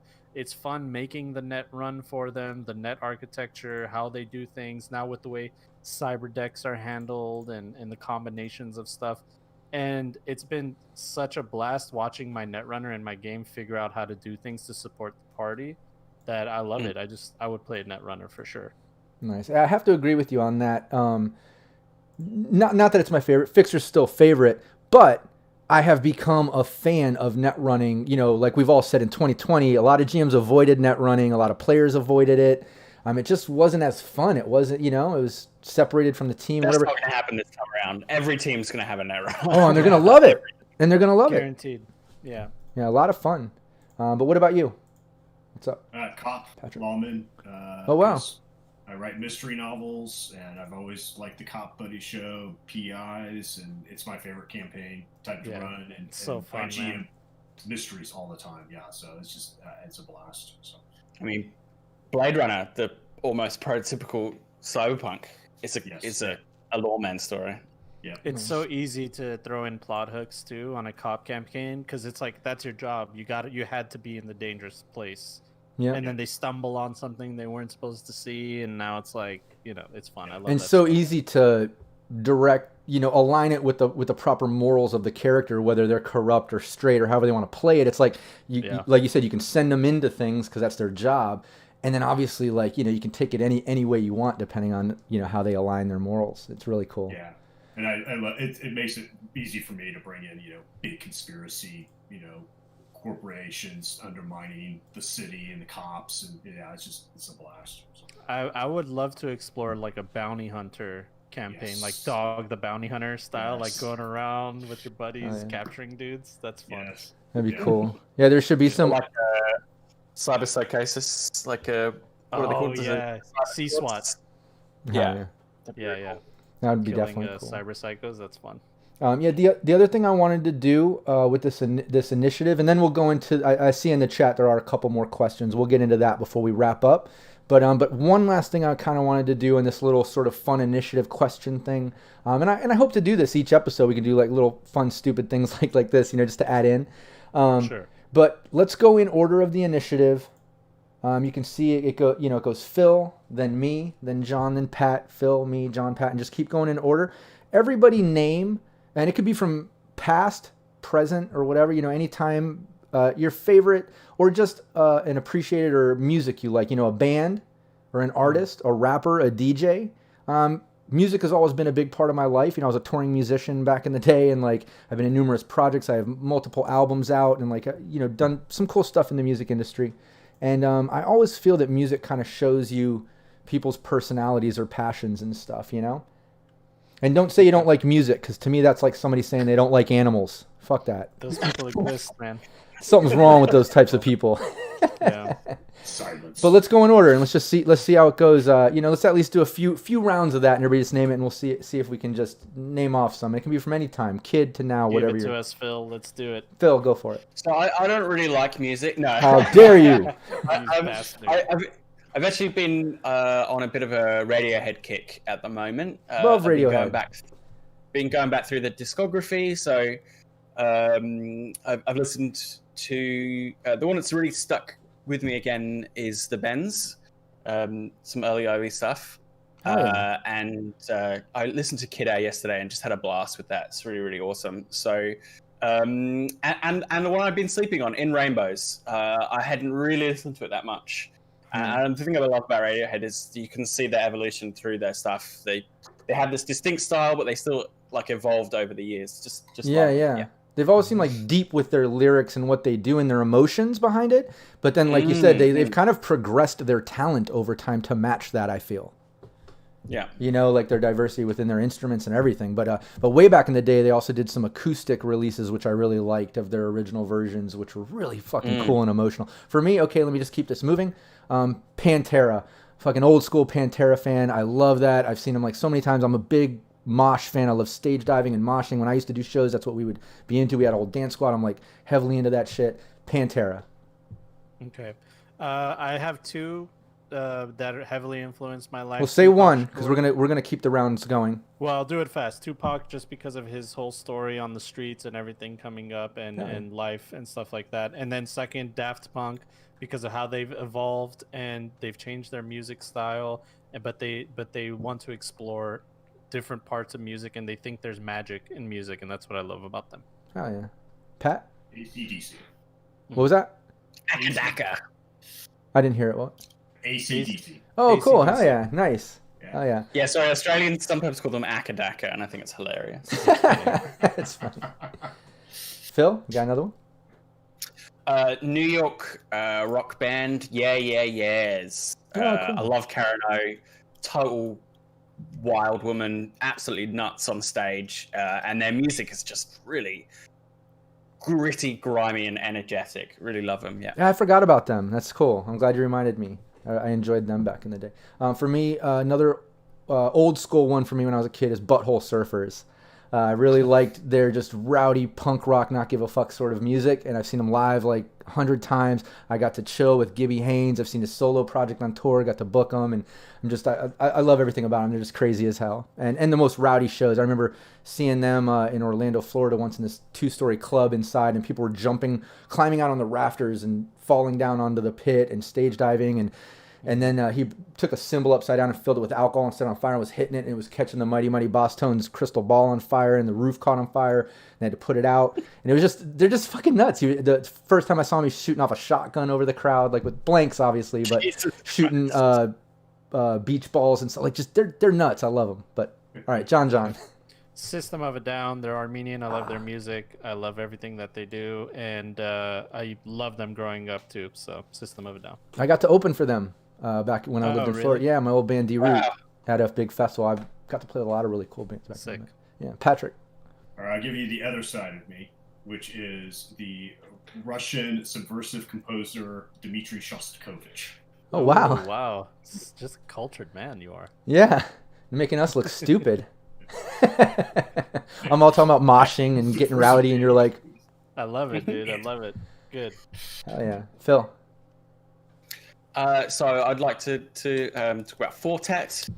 Fortet, lovely little electronic band. Makes some really interesting sort of soundscapey music. Very relaxing, really good music for writing too. Nice. Okay. Yeah, I've got something from the chill side of my favorites, and I'm gonna say 2 of them because they are kind of hand in hand for me, which is Portishead and Lamb. Really love those bands. Portishead, I've been a fan since their first album all the way up to their recent releases that they've done over past years. But and then Lamb, if you've ever looked them up, love that band too. Great live energy. There's like a live song they do called Gabriel, which is amazing. Look that up. But anyways, yeah, John. I would say we're the Isley Brothers. That's who they are. The Isley Brothers. I love their music. Sorry, my son's screaming in the background. So I would say he likes them too. Style. Yeah, I love the Isley Brothers. Nice. Pat? Tom Waits. Oh, I love Tom Waits. Very cool. Phil? Godspeed You Black Emperor, if I'm going onto the weirder side of my taste. So they're also sort of atmospheric, but in a very doomy, apocalyptic way. Nice. Very odd band, but you'll find the adherents to them absolutely love them. Oh yeah. For me, anything Mike Patton. If you're familiar with Mike Patton, the lead for Faith No More, Mr. Bungle, Peeping Tom, Phantomus. I love everything Mike Patton. I think he's just insanely talented. He's an attractive dude too, which doesn't hurt.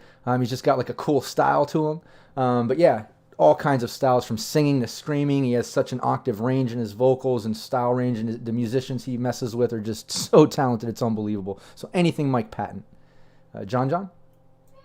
I would say I like 311. I know it's cheesy, but they got good feel-good music. You know what I mean? Dude. It's just some. I know it's cheesy. I get it. No, like, I was going to bring up 311. That's so funny. I was going to bring up 311.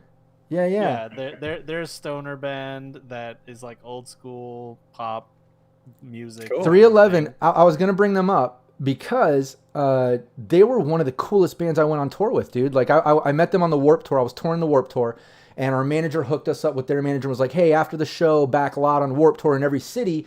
Just so you know, all the bands party right in the back lot. You don't drive out to the next town until the next morning. So everyone in back lot would walk around the RVs and buses and party and meet up with each other, set off fireworks, drive around on golf carts, just rowdiness. The stoner band were fun to hang out with. Just all the bands on Warped Tour was crazy. I saw Alien Ant Farm spread a dude's ass cheeks with a leaf blower backstage, like crazy shit. But just classic. Yeah. Stuff. Classic ass spreading with a leaf blower activities. Just normal party. But our manager, he was like, go to the 311 tour bus. They put their 3 tour buses in like a triangle, and in the center they have a keg party every night. Like, just go find them. They're expecting you guys. Go talk to them. And I was like, what? Oh, this is insane. So like, I'm walking around backlot with my band. We're like looking, and we see these 3 tour buses. I'm like, I bet you that's it. So we go over. I walk in. It's like really dark. I see one dude leaning up against one of the tour buses with like a cowboy hat with a drink. No one else is out there. I'm like, what the hell? So I walk up. I'm like, hey man, is this the 311 party? And he's like, yeah, man, help yourself. And he looks up and it's the fucking guitar player. I'm asking him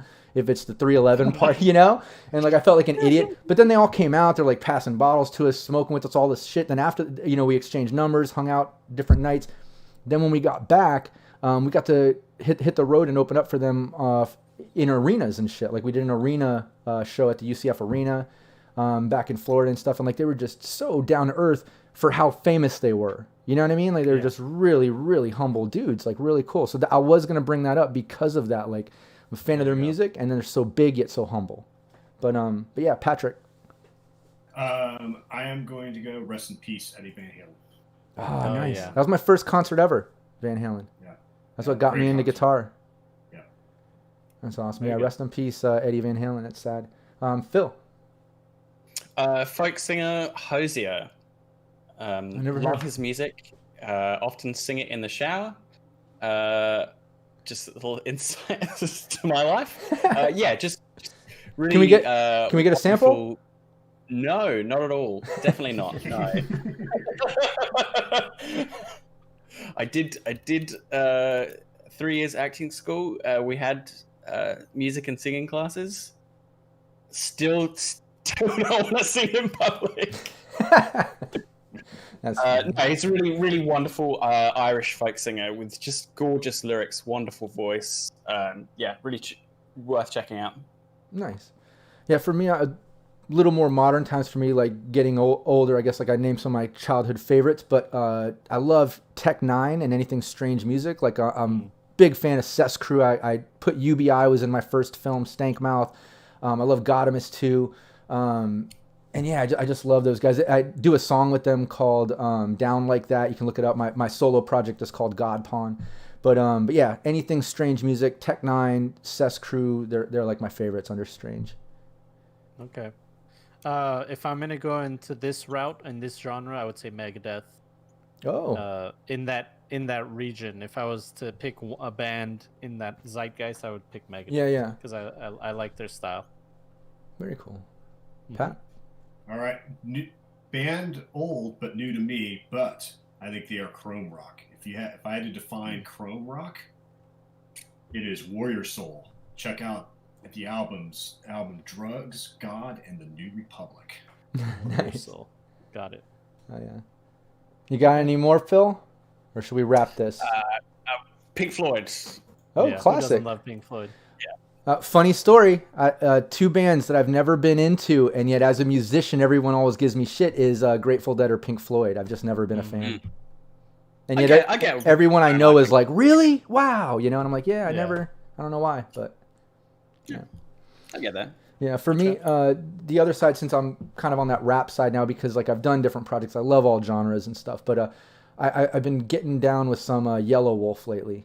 Been liking that again. Yellow Wolf and Mad Child, a little older but newer. Mad Child's been doing some new stuff lately. He's out here in LA now, but and I got a song with him too. Nice. Yeah. Cisco. I love his hair. Oh no shit. Thong song. That's fun. You just like the thong. You like the thongs in the video. The thong song. Yeah, That's yeah. I love that. It's a banger. The Beatles. Classic. Okay. All right, I think we can wrap it there. I think that was fun, and maybe we'll revisit this again in the future. But I have some other ideas too. Like I said, I think it'd be fun if every episode we just do like maybe a little closing section, allow people to put some comments or questions, and just answer some cheesy things. And you know what's kind of funny is like I had this idea to do something like this, and then I expanded on it because I remembered I was like, oh, you know, one of the things I really liked about when I was watching your live streams, John, was like when at the beginning you'd be like, all right, what's everybody's favorite drink? Yeah. Your character's favorite drink, like, and that kind of, I kind of dig that vibe of it. And in my game, I would do stuff like that. Like when I started my team session, from the night before they did a mission, they're waking up the next day to start the next day, right? I'd be like, okay, your characters are waking up. What did all your characters dream about last night? And they would tell me like their dream, you know? I thought that was kind of fun. That's nice. Yeah. Yeah, I mean, we did plan to get into some like practical advice and like GM tips, didn't we? Yeah. Oh yeah. Talk about it. Yeah, let's get into that. Let's do that. We still need to do that. Yeah, let's maybe we could do that on the next Oh, one. yeah, 45 minutes. I know. Yeah.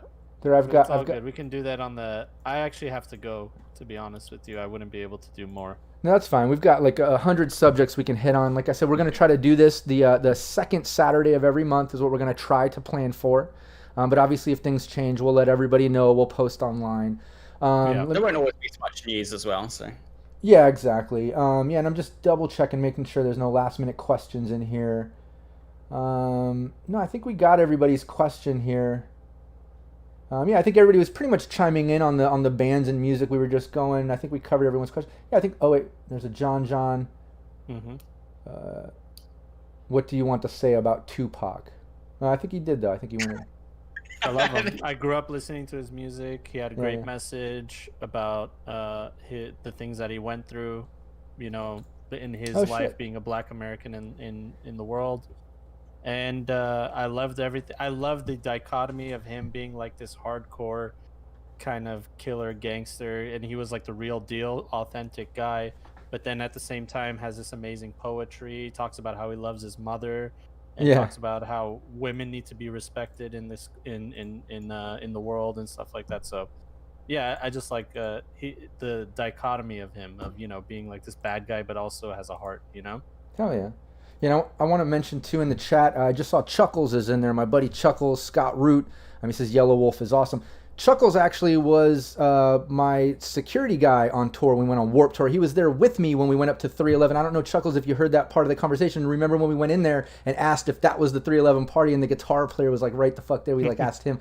And Chuckles actually, in different parts of the city, out front at the end when we'd party, we would pull the RV around front sometimes, and as the crowd would be leaving, we would film him dancing, and he would do like the Carlton and shit, and like people would stop and dance as they were walking past our RV. In between the RV and wall, we'd be like, this is the dance zone, and everybody would have to dance, and we would film it.